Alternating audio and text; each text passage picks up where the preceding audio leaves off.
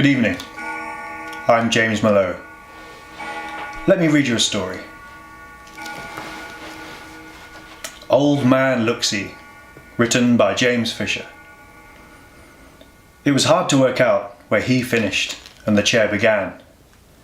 Positioned in the centre of the room, facing the empty fireplace, the wrinkled leather chair sagged. And upon it, smoking, waiting, the wrinkled leather man slumped. Friends to the end. Sometimes you might see him plinking and plunking in the kitchen sink. One cup, one plate, one fork, one knife. On rare occasions you'd see him tinkering in his dilapidated garage at nothing very much at all. But mostly you would see him in the lounge, on his chair, sitting, smoking, waiting. You would never see him in the garden, that place untouched, eternally ablaze with yellow and green fire. Whether in the garage, at the sink, or in his chair, he wore the same tired grey sweater, the same tired cord trousers, and the same tired expression. All had given up some years before. Johnny Mansfield had invented the game. You had to sneak over Johnny's back fence, drop into Old Man Looksee's garden, wade through that wild grass, and look through his lounge window. Count to 10, knock, run. Johnny, eyes wild with excitement, cupped his hands, palm up, on top of his bare knee, and looked at Kevin. Ready? Orange, wiry Kevin took 2 steps forward, 1 breath in, and turned to face the wooden fence. He rested his hands on top, fumbled for footing on Johnny's outstretched knee, and with the grace of a maimed gazelle, flailed over the fence, landing with a thud on the other side. Johnny and Luke, fighting to stifle their giggles, peeked through the spy holes in the slats. Kevin bounded into the grass that Johnny reckoned to be 9 feet tall. Luke agreed. It only rose a few inches above Kevin's head, crowning him the tallest 11-year-old on the planet.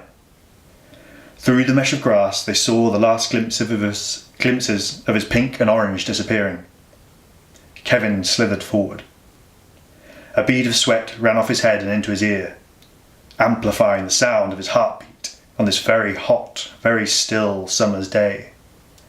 Tiptoeing to the edge of the jungle, he poked his head through the last of the long blades. Before him lay the path to the back door, and to the right of that ominous lounge window glared. He swallowed.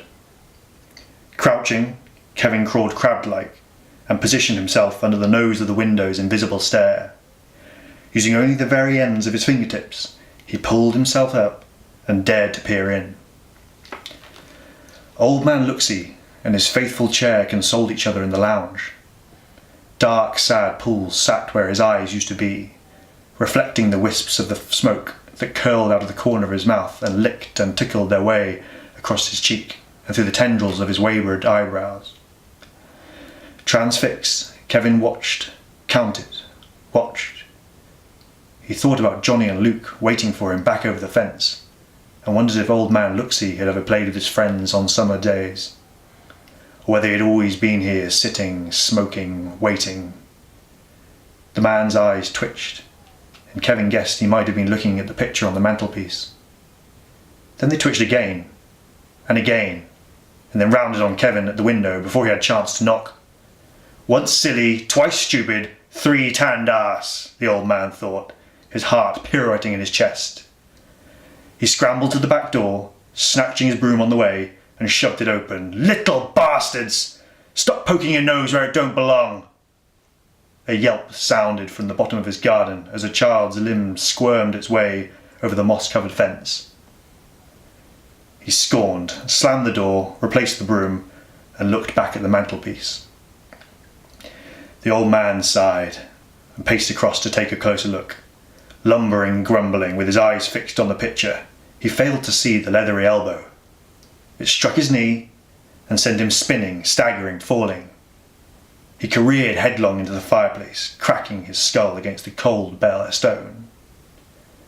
He lay there, dying, in the blanketing shadow of his companion.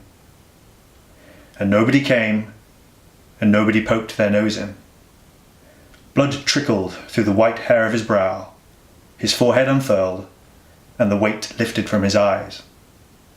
Then he faded, the last of his energy igniting long neglected muscles in his face. A smile crept across it. Sweet dreams.